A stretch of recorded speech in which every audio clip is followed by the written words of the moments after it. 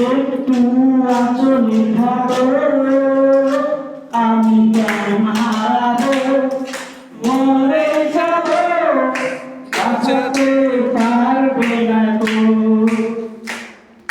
কাজল কালো দুটি চোখ,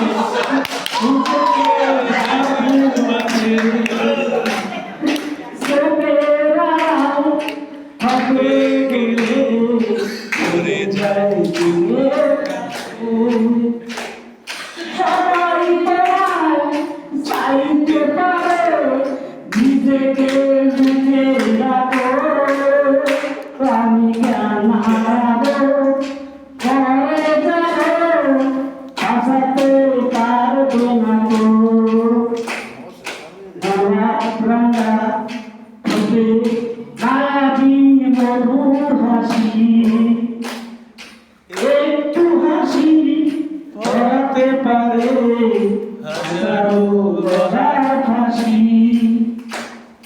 সবাই তোমায় চাইতে পারে, নিজেকে লুকিয়ে রাখো, আমি জ্ঞান হারাবো, মরে যাবো, বাঁচাতে পারবে না গো।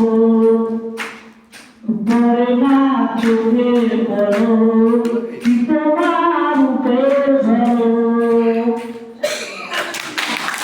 ৩৫ বছর পেরে গেল, ৩৫ বছর পেরে গেল, কেউ কথা রাখেনি। ছেলেবেলায় ব্যস্ত নেই, হঠাৎ তার আগমনী বাদ তাকে বলেছিল সকাল আদর্শিক হয়ে অন্তরটুকু শুনিয়ে যাবে। তারপর পদতন্ত্র ভোগ আমাবস্যা চলে গেল, সেই অষ্টমী আর এলো না। ২৫ বছর প্রতীক্ষা আছে। মায়াবাড়ির মাঝে নারীরাজা বলেছিল, তুমি বড় হয়ে তোমাকে তোমাকে আমি ৩ প্রসঙ্গের বেদ দেখাবো, যেখানে পদ্ম ফুলের মাথায় সাত আর ভ্রমণ খেলা করে।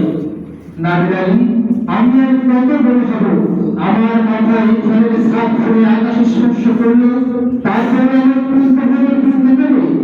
একটা রয়্যাল বড়কে না ভঙ্গি করবে, লাঠি বাজে চোখ দেখে সুশীতে নস্কার করে ছেলেরা ভেঙে ভেঙে মতো চৌকুট করে গেলে দাঁড়িয়ে দেখেছি ভেঙে রাম সব আবহাওয়া রঙের ঘোড়া ঘাট সুবর্ণ কান্তন তারা ফর্সা রাম কত রকম আনন্দ এসেছে, তারা আমার দিকে ঘিরে থাকাই।